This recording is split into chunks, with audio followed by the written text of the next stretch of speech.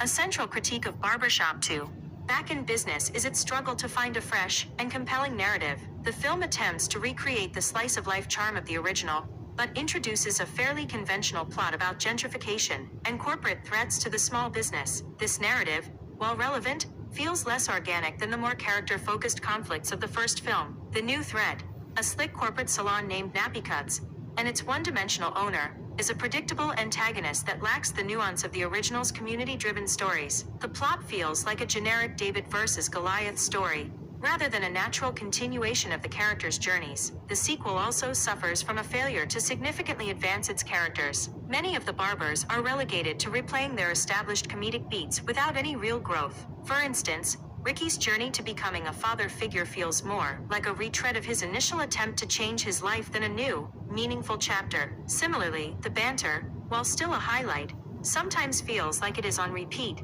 lacking the spontaneity and fresh insight of the original. The film's primary focus shifts from a deep dive into the barbershop community to a more superficial exploration of external threats, leaving the characters feeling stagnant. Furthermore, the film's attempts at social commentary are often presented in a heavy-handed and preachy manner. The themes of gentrification, community preservation, and the commercialization of culture are discussed through overt dialogue and monologues rather than being woven subtly into the narrative. A prime example is the character of Quentin, a barber from another shop who delivers a long speech about the loss of authentic spaces. While the message is important, the delivery feels more like a public service announcement than a natural conversation, which can pull the audience out of the film's otherwise comedic flow. Finally, the film struggles to maintain a consistent comedic rhythm. While the first Barbershop balanced comedy and drama with more success, the sequel often sacrifices genuine wit for broad, exaggerated gags. The humor, particularly from characters like Kenan Thompson's Kenji, can feel forced and disconnected from the film's central themes. The movie becomes bogged down by its plot,